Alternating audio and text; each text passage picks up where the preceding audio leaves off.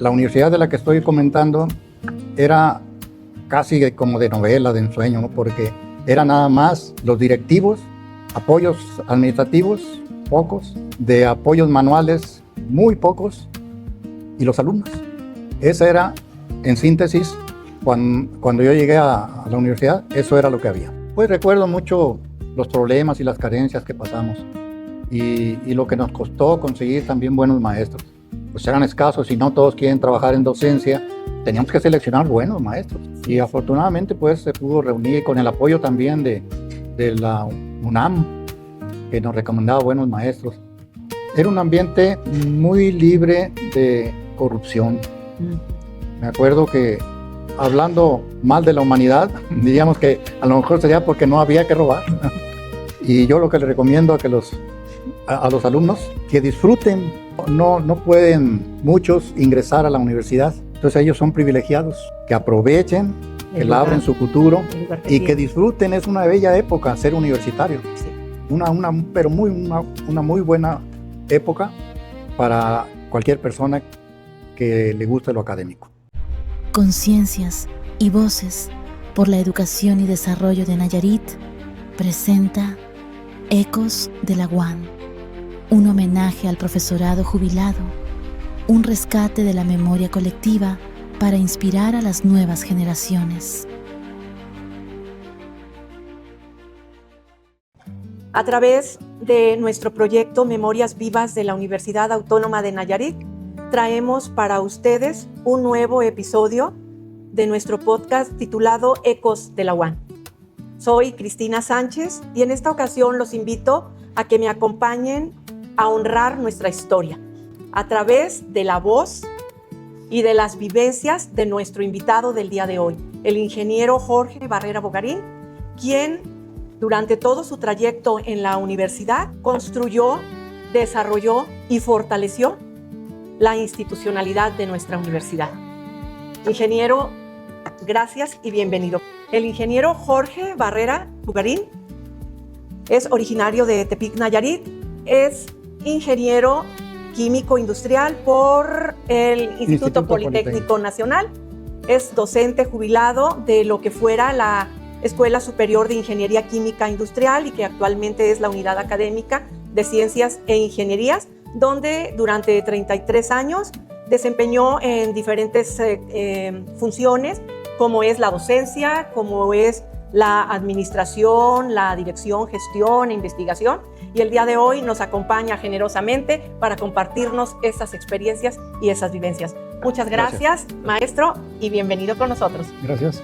Pues maestro, para empezar, antes de entrar a este tiempo universitario, me gusta preguntarle a los invitados cómo llegó ese Jorge Barrera antes de ser ingeniero, como esa parte de la trayectoria académica, ese niño, ese adolescente, ¿cómo llegó? Bueno, en aquel tiempo era muy difícil seguir los estudios después de secundaria, para la gran mayoría, entre la que me cuento.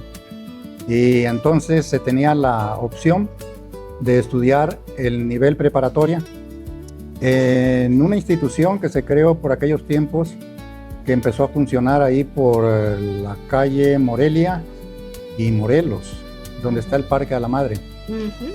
Y se llamó Colegio de Instituto de Ciencias y Letras de Nayarit. Pero yo decidí mejor buscar otra opción. Y como muchos jóvenes de aquella época, decidí trasladarme hasta la Ciudad de México.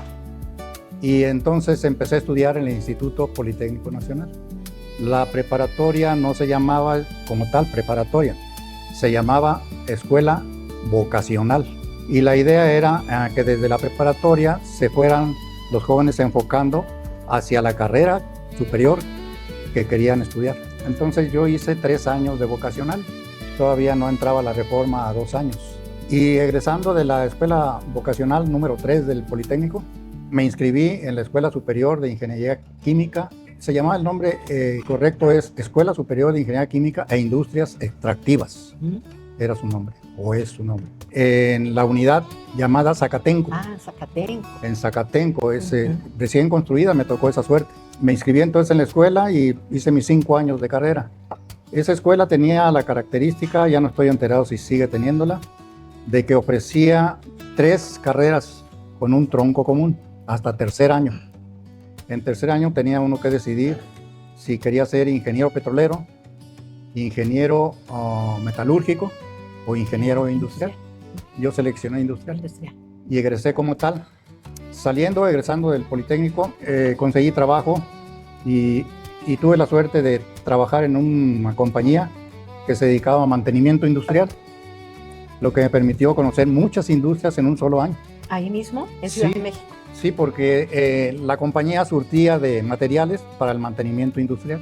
Entonces había clientes de diferentes, las armadoras de carro, compañías que se dedican al trabajo metálico o metal mecánico, como se le llamaba.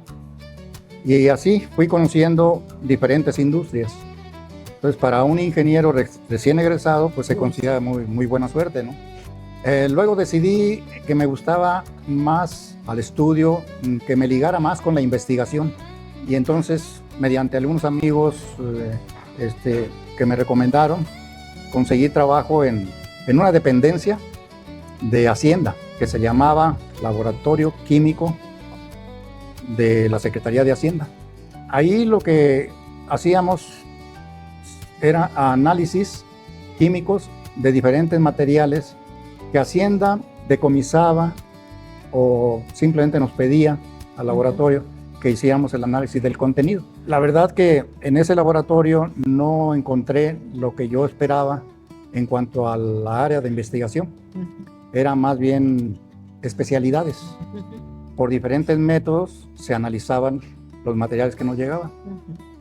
Estando en ese trabajo, un día llega una comisión de estudiantes para invitarme a trabajar en la universidad. Y yo desde que era estudiante descubrí que tenía alguna vocación para la docencia, porque mi servicio social lo hice dando clases ahí mismo en mi institución. Cuando yo estaba en quinto año de la carrera, se ofreció a los que quisieran impartir clases en las materias reprobadas por los muchachos de primero, los estudiantes de primer año. Entonces yo seleccioné esa opción. Y desde luego seleccioné una materia que no fuera tan pesada, ¿no? Porque ¿Y cuál seleccionó, maestro? Seleccioné mediciones industriales. Porque hay materias en esta carrera que son consideradas como bastante pesadas. Y así fue como mi primer trabajo de docente. En la unidad Zacatenco. En la unidad Zacatenco. No, pues muy bien, maestro. Mire, vamos caminando. Ya usted me va platicando pues de estas primeras experiencias una vez de egresado, y esto me sirve para enlazar con la siguiente pregunta: ¿de qué circunstancias se dieron o qué personas intervinieron para que usted decidiera integrarse a la Universidad Autónoma de Nayarit? Yo digo que fue otro golpe de suerte, porque como le empezaba a comentar, un buen día me llaman a la administración, me dicen lo buscan a usted, y era una comisión de alumnos de la universidad, aquella universidad incipiente, que estoy hablando de 1974. ¿Y tenían conocimiento de usted? ¿Tenían conocimiento? ¿Ya tenían vínculo con usted? Sí, un compañero mío de estudio del Politécnico ya estaba acá. El ingeniero Arturo Parra Íñiguez, que era yo creo, no he sabido de otro, era el primer maestro en ciencias nucleares. Es decir, él tenía maestría en energía nuclear.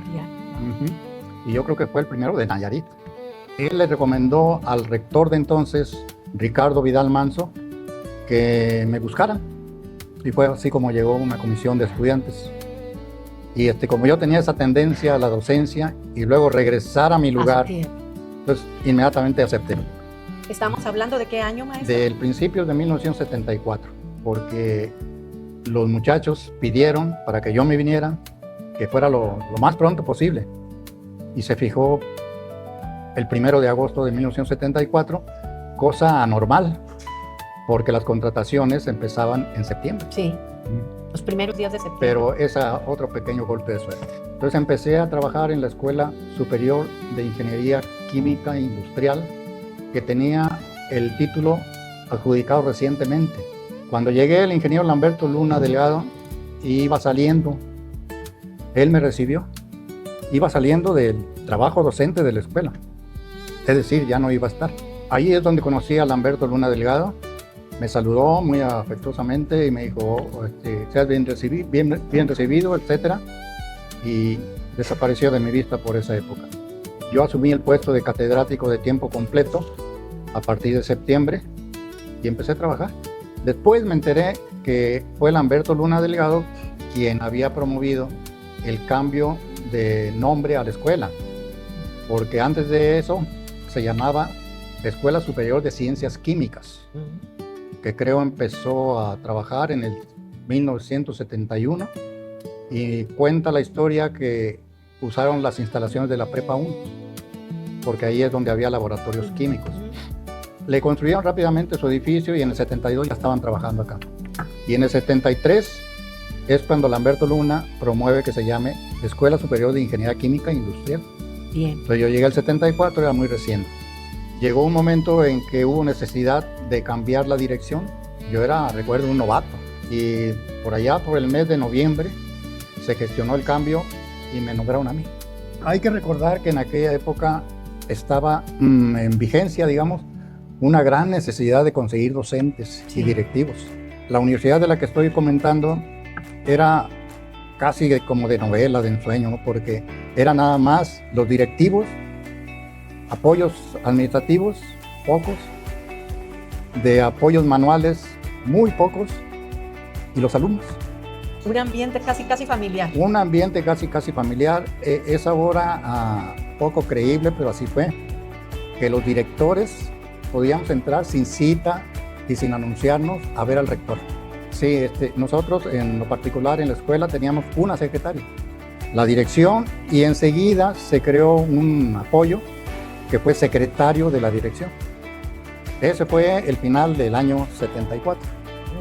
Y en el 75 pues empezamos a desarrollar la escuela con muchas carencias. Era de entenderse, claro, porque acabo de mencionar que había demanda, una gran necesidad de conseguir docentes. Y así entraron varios compañeros de aquella época, que lo recuerdo con mucha estimación, como el ingeniero Betancourt, el ingeniero Eutimio Curiel, la maestra Sara, estaba el ingeniero Jorge Alegría González, y estaban nada más de alumnos la primera, segunda y tercera generación. Al siguiente año, en el 75, se inscribió la cuarta generación. Y al año siguiente se dio un movimiento estudiantil muy justo, porque lo que peleaban era mejores maestros y mejores instalaciones. Y fue tan fuerte la movilización de los alumnos de la escuela, no de la universidad, de la escuela. Porque teníamos un laboratorio que era un edificio casi en obra negra. Y para un ingeniero químico industrial es fundamental el laboratorio de operaciones unitarias. Claro. Así se le decía, no sé si ahora siga vigente ese título. Ese término. Ajá, es donde se ven los procesos industriales. Pues obviamente que era súper importante. Y los laboratorios llamados ligeros, donde se estudia el conocimiento elemental de química, las reacciones, pero se estudian en vidrio, en matraces, etcétera, en tubos de ensayo. Eso también tenía carencias. Entonces pelearon fuertemente los alumnos y no sé cómo decirlo, pero era mucho más fuerte su pelea que la del rector y que la de los directores, porque ellos en su función gestionaban ante las autoridades de la MUIES, de la Secretaría de Educación, Hacienda, etcétera, hacían gestiones. Y yo también hacía gestión, pero con el rector, para que nos dieran más, ¿verdad? La universidad estaba creciendo. Y lograron. Lo lograron ellos. Yo digo que lo logró ese movimiento estudiantil, porque hubo una circunstancia afortunada. El presidente Luis Echeverría Álvarez, algunos analistas políticos dicen que era como una especie de desagravio al sector educativo, por lo que todo México conoce. Del 68. El movimiento estudiantil de 1968, en donde estaba involucrada su participación. Será por esa razón o por otras, pero Luis Echeverría Álvarez como presidente le dio muchísimo apoyo, no mucho, muchísimo apoyo a la universidad. Afortunadamente para nosotros, porque fue muy sensible a ese movimiento estudiantil. Entonces rápidamente llegó la orden, me imagino, para el rector, de que atendieran ese problema. Y luego del rector para mí, de que viera esto con el CAPSE. El CAPSE era el Comité Administrador para la construcción de escuelas. Y funcionaba una oficina aquí en Tepic, que estaba en puro enfrente de la catedral, a un lado de lo que es la presidencia municipal. Entonces me presenté con el ingeniero Carlos Bazán Corona. Carlos Bazán Corona era el director ahí. Y también tuvimos muy buen trato. Nos atendió rápido, vean de qué se trata, mandó personas de su oficina y se empezó a mover. Pero para antes de eso quiero decirles que una comisión de esos alumnos que estaban en movimiento llegaron hasta la misma casa del presidente, Los Pinos, wow, que ahora ya no existen. Y allí en Los Pinos me contó después uno de ellos, uno de los alumnos, me contó que platicando con el presidente de la República, ahí mismo gritó, no voy a describir esa escena, pero le gritó al jefe del CAPSE, pero nacional. Sí.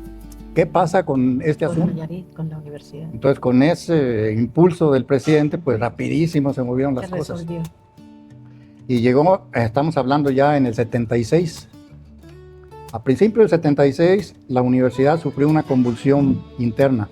Se trataba de establecer un nuevo modelo de cómo elegir a las autoridades y de cómo manejar la universidad en cuanto a la docencia y la investigación. Y fue cuando surgió la idea de las unidades de producción. Las unidades de producción intentaban resolver en parte el problema financiero de la universidad. Y el presidente de la República apoyó eso creando un fideicomiso. Y ese fideicomiso empezó a inyectar dinero a lo que se proponía como unidades de producción. ¿Y ustedes tuvieron sus unidades de producción al interior de Al interior tuvimos una antes de esto, cuando yo fui director, promoví que se produjera agua destilada. Y con un destilador empezamos a producir agua destilada. Y luego hice el compromiso con algunas escuelas de la misma universidad que ellos mismos nos lo compraron. Lo consumieran. Y esa era una forma de adquirir recursos. Pero esto, otro que estoy comentando, fue en grande, ya fue en grande. Y empezó a funcionar. Se inyectó dinero, se empezó a desarrollar un programa de producción de harina en la Escuela de Ingeniería Pesquera y en la Escuela de Ingeniería Química, la curtiduría mecanizada aprovechando el tanino del mangle. El tanino del mangle era todavía una idea, en ciernes. Lo que se hizo fue empezar con la construcción de la curtiduría mecanizada, se le llamó. Pero el antecedente de eso es que no iba a ser una curtiduría, iba a ser una fábrica de extracción de taninos del mangle rojo, de aquí del esteros de Nayarit. Pero inmediatamente hubo un movimiento político de los pescadores y campesinos que están en ese lugar. Y entonces, cuando se puso la primera piedra simbólicamente, ya estaban ellos exigiendo que fueran ellos los que participaran ahí. Y eso sí, esa historia no la sé, pero se decidió cambiarla a curtiduría mecanizada, para seguir con la idea de aprovechar los taninos del mangle. Había el dato de que Colombia completa tenía casi la misma cantidad que Nayarit de manglares. Entonces una riqueza ahí. Sí, claro. Y comencé este comentario diciendo que la universidad entró en una especie de convulsión interna, porque hubo gentes que se opusieron a los cambios universitarios que se estaban gestando en aquel momento. Se pretendía reestructurar la preparatoria se nombró una comisión reestructuradora y salió el antagonismo, salió la confrontación más bien. Se hicieron ya movilizaciones internas y pues algunos historiadores describen mucho mejor que yo esto que estoy comentando. Simplemente la universidad se vio envuelta en unos problemas políticos internos muy fuertes. Suspensión de clases, marchas. Maestro, hay un tiempo en que ustedes estuvieron laborando en el exconvento de la Cruz.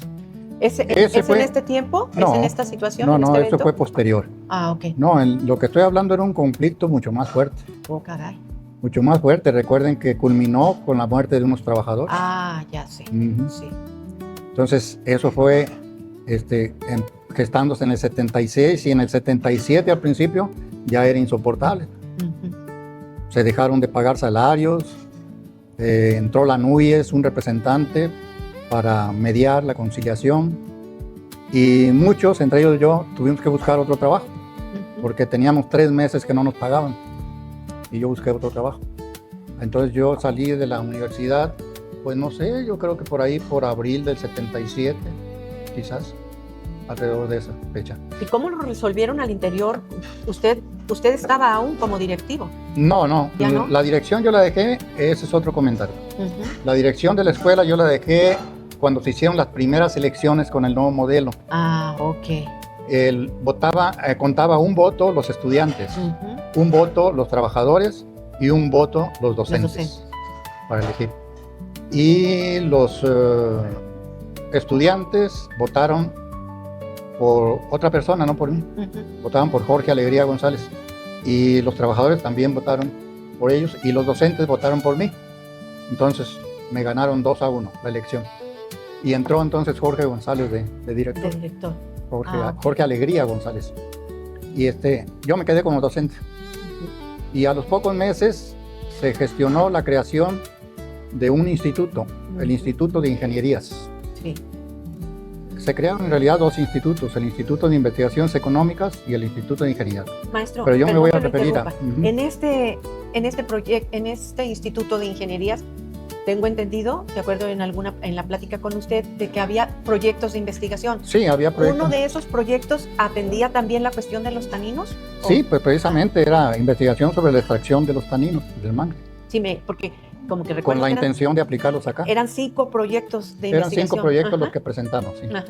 Pero para terminar esta parte, el instituto se crea, el Instituto de Ingeniería se crea el 6 de mayo de 1976 en una asamblea de Consejo General, que es la que autorizaba eso, ¿no? Se creó y empezó a funcionar inmediatamente, sin instalaciones, sin presupuestos, nada más con los investigadores. ¿Y dónde funcionaba? En ese momento estuvimos en lo que era la biblioteca de la universidad. Esta biblioteca, la nueva, no estaba, desde luego. La hemeroteca de hoy. Sí, estaba, pues no sé cómo le llamen ahora, pero era lo que es el edificio que está en puro enfrente de la Escuela de Economía. Sí. Ese edificio. Ahí estaba la imprenta y otras oficinitas. Ahí es donde empezó a trabajar Luis Manuel Escobedo. Él trabajaba en esa imprenta. Y enseguida estaba la biblioteca. Y por ahí nos hicieron un campito. Un campito. Al Instituto de Ingeniería. Al Instituto de Ingeniería. Y yo estaba con algunos compañeros que fueron enviados como colaboración por la Universidad Nacional Autónoma de México. 2 investigadores de allá, 2 docentes investigadores se vinieron acá. Entiendo entonces que tenían convenios como había convenio con la universidad. Instituto, sí. ¿Tenían convenio con la...? No, como universidad. Como universidad. De universidad a universidad. Había convenio con la UNAM. Posteriormente hubo convenio con el CINVESTAP. El Politécnico. El Politécnico. Y también había, ahí no convenios, había relación con la NUYES, directo. Entonces nosotros empezamos a trabajar y estaba la revuelta ya, como les he comentado. Sí. Luego nos consiguieron una casa y ahí estuvimos trabajando en esa casa. Esa casa todavía existe, está en Villas de la Paz, ahí cerca de la universidad. Y ahí mismo entregamos el instituto cuando ya no pudimos seguir trabajando. Los 5 programas de investigación. ¿Cuánto tiempo estuvo en el instituto? El instituto debe haber durado. ¿Yo? Pues prácticamente todo el tiempo que duró. ¿El tiempo que duró el instituto? Sí, desde que empezó en mayo hasta que lo entregué, yo lo entregué como director, por inventario lo entregué a un hermano de Petronilo Díaz Ponce. Sí, no recuerdo su nombre. A él le entregué. Y ya, me retiré de la universidad. Pero no recuerdo la fecha exacta. Pero fueron varios años entonces. No, duró un suspiro. Ah, Estoy hablando del 76, Sí. creo. Y al 77 ya me retiré. un año aproximadamente. Escasamente un año. Wow, y mucho trabajo entonces. Intensísimo, Sí, muy intenso. para un año y todos estos proyectos. Sí, ahora a la distancia, pues hasta se asombra uno de lo que podía hacer con la juventud. Era Sí. intenso, en serio. Sí. No nomás en nuestra escuela, en toda la universidad era intenso el trabajo. Ujú. Por los proyectos ambiciosos y también por el poco personal que había. Con en los general. pocos recursos. Con los pocos recursos. Humano y material. Entonces por eso es que era muy intenso. Sí, maestro, y no sé si quiere que retomemos esas partes de esos 5 proyectos que tenían. Los como 5 instituto. proyectos que presentamos se referían, como le decía, a los recursos de Nayarit. Ujú. En aquel tiempo estaba muy en boga la tecnología apropiada, la sustitución de exportaciones. Ujú. En la política nacional eso estaba. Entonces nos pusimos a analizar qué es lo que podemos explotar, aparte de los taninos del mangle. ¿no? El mangle rojo, porque hay mangle blanco también. Y pues ya, surgieron cerámica. Ujú. Hay mucho caolín aquí en Nayarit, pero cerámica. Pero cerámica industrial es toda una carrera. Bueno, pero vamos empezando con cerámica artesanal. Y fue así como se empezó a trabajar en la cerámica. Una cerámica artesanal, pero con un programa de formación de estudiantes dedicados a la cerámica. En ella participaron inclusive indígenas. Wow, Sí, tenía, yo no recuerdo si 4 indígenas muy grande. estaban becados ahí. Y acá el Instituto de Ingeniería tenía otros como 6, la cantidad no lo recuerdo. Algunos alumnos todavía de Ingeniería Química y otros de la Escuela de Agricultura y uno más de Pesca. Teníamos ahí. Sí, eso era. El número no lo recuerdo. Y el otro proyecto de cerámica, paninos, el otro proyecto era el aprovechamiento integral del tiburón. La piel. En aquel tiempo no imaginábamos que iba a ser tan intensamente explotado el mar, que ahora los tiburones más bien son escasos. Sí. En aquel tiempo había mucho tiburón. Y nuevamente, un compañero que trabajaba directamente en la rectoría cuenta que estuvieron en Los Pinos directamente con Luis Echeverría Álvarez para mostrarles que sí era posible aprovechar el tiburón. El que estoy mencionando llevaba botas hechas con piel de tiburón. Dice, mire, señor presidente, Estas botas. estas botas, entonces podemos aprovechar hasta los huesos del tiburón. Y fue así como se autorizó también el el proyecto de la piel del tiburón. Del tiburón. del aprovechamiento integral del tiburón. Ujú. Otro se le ocurrió que Nayarit, como estado cañero, merecía también atención, ¿no? Entonces se pensó en explorar primero las causas de por qué se extinguieron tanto trapichillo que había Sí, en Nayarit, sí. investigarla para luego proponer. Ese fue el primer paso, aprovechar también el área de la caña. Van 3, Sí, van 3 Tiburón. trapiches. Yo soy de Islán, en Van Islán 4, había ¿verdad? mucho trapiche, maestro. Islán en todo había eso mucho. sigue En esa habiendo zona. algunos, pero había Sí. muchos antes. En Mexpan. Desde Santa Isabel, Ajá. Mezpan, Aguacatlán, Islán, Sí. Chapalilla, todo eso había Sí. trapichillo. Sí, llevamos, maestro, el de los taninos, el de la cerámica, Ajá. el del tiburón y el de los trapiches. Sí, Y creo que el de la nicotina se me hace. el otro proyecto era que Nayarit también, hay que recordar, y eso se puede confirmar en las hemerotecas, que Nayarit en aquellos años sacaba los primeros lugares en producción de caña, tabaco, maíz y frijol. En el argot de allá de los periódicos de México le apodaban el granero de la nación, Wow. porque varios años que yo recuerde sacó el primer lugar en producción producción. de frijol y segundo lugar en producción de tabaco, en tercer lugar, así, los primeros lugares. Entonces, considerando eso, decidimos también aprovechar que ya tenía aquí una industria naciente que era el tabaco, ¿cómo se llama? Tabamex, tabacos mexicanos. Sí. su primer gerente o director, no sé cómo se llamaba, fue Antonio Chumacero. Y fui a verlo para explicarle que teníamos la intención de proponer un proyecto de investigación de aprovechamiento de los residuos del tabaco, porque se tiraban toneladas de tabaco en forma de residuos. Sí. Y nosotros habíamos investigación documental, que México importaba nicotinamida. Entonces, bueno, aquí tenemos la nicotina. Entre los desechos. En los desechos del podían tabaco. extraer. Para extraer esa nicotina de ahí y luego ver la posibilidad de producir nicotinamida y otros, ¿verdad? Y por eso también se autorizó. Se presentaron los 5 proyectos y se autorizaron. Maestro, qué bonitos proyectos y qué lástima que desapareció. Bueno, sí, fue el momento político interno de la universidad. Conflicto de intereses, ¿no? Se confrontaron y resurgió lo que ahora tenemos. Sí, pues qué pena. Pero la raíz estuvo ahí. Sí. Y volviendo allá nada más a circunscribirnos en nuestra escuela, la escuela cuando yo llegué era pues completamente nueva. El laboratorio de operaciones unitarias, o laboratorio de pesado también le llaman, coloquialmente, esta es una anécdota, los alumnos le pusieron el elefante blanco.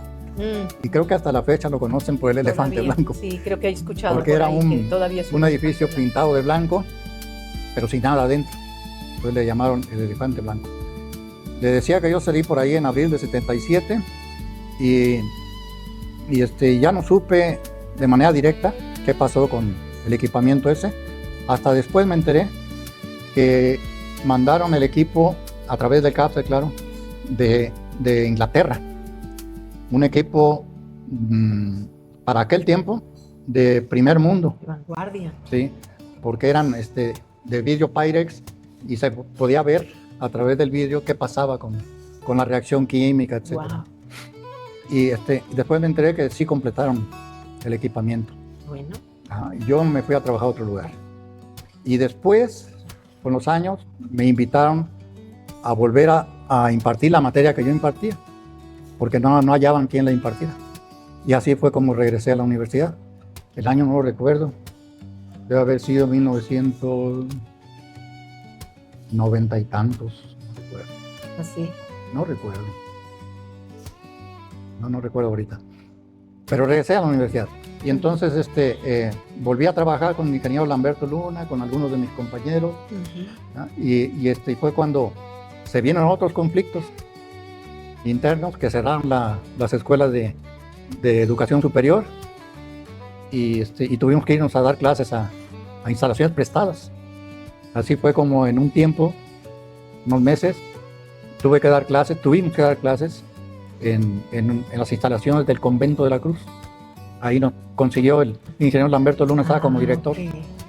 Y yo creo que él consiguió esas instalaciones. Ok, entonces por eso me dice, no, esta es otra época diferente, mucho después. Sí, fue mucho después. Sí. Bien, maestro, pues continuando con esta parte de su experiencia universitaria y el contexto histórico, creo que ya me abordó algunos de los cambios importantes que se dieron en ese lapso de usted como universitario. Por ejemplo, me habla en esos cambios en la forma de elección de los directores. No sé si hay algo más de la autonomía, por ejemplo, que me comentaba también usted, que le parecía algún cambio importante en ese trayecto de su vida universitaria. Cuando llegué a la universidad no era autónoma. La autonomía la adquirió hasta, no estoy seguro de esa fecha, pero 75 o 76. Estimadamente, ahorita en el recuerdo. Aproximadamente alrededor de primavera, por ahí en verano. Sí, una manifestación fue cuando comenzaba el sindicato también de maestros. El sindicato de maestros, nuestro SPA One, también nació junto con la autonomía, si mal no recuerdo. ¿Sí? Y el primer secretario general del sindicato fue José Luis Rodríguez. Y yo estaba todavía en la dirección, entonces quiere decir que debe haber sido En el 75. Porque en el 76 ya no estaba director yo. Sí, 74. Una No. fecha estimada. Sí, es difícil acordarse, Sí, claro. pero puede haber sido al principio del 76 cuando salí yo de director por ahí, poco después de que salí más bien de director. Sí, pues entonces, mire, maestro, me habla del cambio en elección de directivos. El método de elección la fue autonomía. debido al nuevo modelo que se estaba imponiendo de universidad Ujú. y la autonomía se dio en esa época. Ujú. Y el surgimiento del sindicato, El surgimiento que del era una sindicato federación también. y surge ya como También. un sindicato, nos habla de esas dinámicas de relación casi familiar que Sí, que- una anécdota pequeña es de que el primer árbol que se sembró en la universidad fue la Escuela de Ingeniería Química. En la Escuela de Ingeniería Química sembramos como 7, 8 árboles. Fue la primera forestación de la universidad. ¿Qué sabe si existirán todavía? No creo. Ya no. He tratado de identificar, no, ya No, no. pero ahí se sembró el primer Sí, árbol. sí, esa es una pequeña anécdota. Ajá, Sí. sí, muy bien. Me mencionaba otra cosa de... Sí, de que comentábamos de la promoción, ya ve que las escuelas, ahí hay una anécdota también. Sí, también la anécdota curiosa de que que platique usted esa es promoción. interesante nada más porque los alumnos de la escuela, en las primeras generaciones, muchos de ellos, no sé cantidades, pero varios de ellos, sé que ingresaron a la escuela porque les gustaba la química. Entonces el nombre de Ingeniería Química, primero Ciencias Químicas, Escuela Superior de Ciencias Químicas, pues sí estaba dirigido a la química. Ujú. Entonces las primeras generaciones se fueron con esa idea. Cuando se transformó en Ingeniería Química, pues siguieron los muchachos cambiando de carrera. Ujú. Pero los nuevos, los que ya iban a ingresar cuando ya era Ingeniería Química, entonces venían con la idea de que seguía siendo matraces, Ajá. líquidos, Química, colores, química. Mi bata, La bata y el laboratorio. Atrás, mi vaso de precipitado. Entonces yo cuando asumí la dirección observé eso, que venían engañados con eso, o mal informados. Entonces decidí hacer un tríptico en donde explicaba qué es la ingeniería química. Y la repartimos en las preparatorias y nos dio muy buen resultado, porque ya no llegaron con esa idea.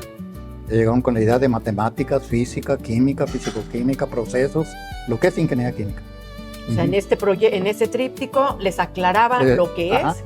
lo que es Ajá. y también dónde podían trabajar. Ujú, Esa es otra característica del ingeniero químico, que se puede adaptar a muchas industrias. ujú. Sí, porque es que sí es cierto, vamos con la expectativa de repente de lo que no es. Ajá, Entonces, bueno, sí, entonces se esto no es, desilusionan, esto sí es. se frustran. Sí, muy Y interesante. eso tuvo buen resultado, Ahora ya hay mucho más información, ¿verdad? Maestro, Pero algo más que nos quisiera usted compartir. Pues recuerdo mucho, sobre todo los problemas y las carencias que pasamos y lo que nos costó conseguir también buenos maestros. Sí, nos costó bastante, Sí, cómo no. porque aparte de que pues, eran escasos y no todos quieren trabajar en docencia, teníamos que seleccionar buenos maestros. Y afortunadamente pues se pudo reunir con el apoyo también de la UNAM, que nos recomendaba buenos maestros. Ahí estuvo otro investigador del Instituto de Energía Nuclear, conocido del ingeniero Parra. Ujú. Lo invitó a dar clases aquí. No recuerdo cuánto duró, pero dio un semestre o 2 semestres. Bien. Él se llama el ingeniero, espero que se llame el ingeniero Romeo España, y trabajaba en el Instituto de Energía Nuclear, que también era bastante nuevo en México, ¿no? Sí, pues había que conseguir Sí. el personal Ujú. de acuerdo a la disciplina, a la carrera, de donde fuera, porque De pues, donde aquí fuera. no había. Pero bueno, eso fue, digo, buena suerte, por eso lo menciono, porque era un maestro de primerísima calidad. Sí. Luego tuve la suerte también de encontrar otro maestro muy bueno que tenía maestría en ingeniería, el ingeniero Eduardo Ramírez. Él tenía maestría en ingeniería química y fue contratado a través del banco de trabajo del CONACYT. El CONACYT tenía antes un banco de trabajo. Y por ahí fue el medio. Sí, yo lo localicé, le hablé por teléfono y afortunadamente aceptó venir a trabajar a la universidad. Maestro, Entonces fue enriqueciendo la planta docente. yo quiero hacerle una pregunta, esa es una pregunta pues muy íntima, muy personal, pero tan importante en todos estos procesos en los que usted vivió. ¿cuáles fueron los valores que le guiaron en todo este proceso, en todo este tiempo en que usted estuvo ahí como universitario? ¿Qué valores guiaron Bueno, al ingeniero Barrera?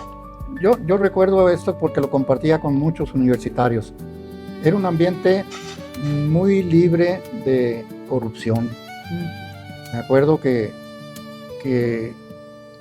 hablando mal de la humanidad, diríamos que a lo mejor sería porque no había que robar. Pero fue una época de mucha limpieza, tanto en los docentes, con mucho respeto a sus alumnos y con una gran disposición para colaborar. Muchas cosas las hicimos poniendo dinero en nuestra bolsa, sí es cierto. Y también observando la administración rectoral también, nada que reclamarle. Creo que eso es lo que recuerdo mucho, la limpieza con que se manejaba la universidad en aquel tiempo.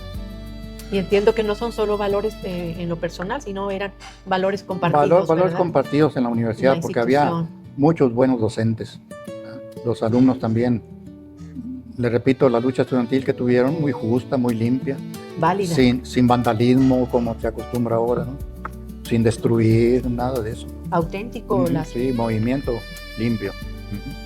Eso es lo que recuerdo mucho, porque acuérdense que duré poco realmente como director de la escuela. Y también me trataron muy bien las autoridades rectorales. Qué bueno, maestro. Ya para terminar, me gusta preguntarle a los maestros que nos hacen el honor de acompañarnos una recomendación, un comentario que quisiera usted dejar para los universitarios, ya sea docentes en activos, docentes jubilados, alumnos o a la comunidad en general. Sí, bueno. ¿Qué les pudiera decir para cerrar esto, maestro? Yo soy de los que consideran que en cualquier ámbito educativo mundial, lo importante es alumno-maestro. Alumno-maestro es el famoso binomio que es lo que le da vida a las instituciones y a todo el sector educativo. Y yo lo que le recomiendo a los alumnos, que disfruten.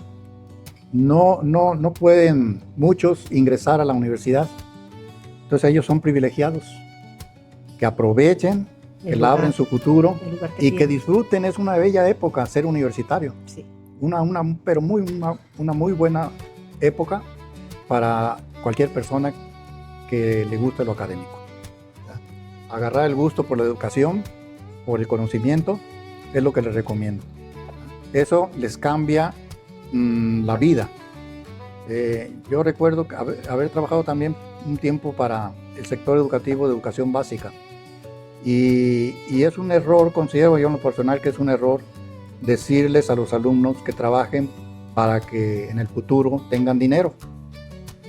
La educación no es la que produce dinero, produce un modo de vida, una forma diferente de vivir, valores para la vida. El ser, no el tener, ¿verdad? El ser, no ambición de riqueza. La riqueza en realidad se produce más de otro modo, sí. No con el trabajo asalariado, ni con los conocimientos universitarios. Que disfruten su vida universitaria, que es la época de su juventud también. Muy bien, pues muchísimas gracias, maestro. Yo nada más quisiera comentarle que la experiencia no se jubila, la experiencia vive y permanece en cada alumno, en cada compañero docente, en cada persona que usted logró y logre inspirar, maestro.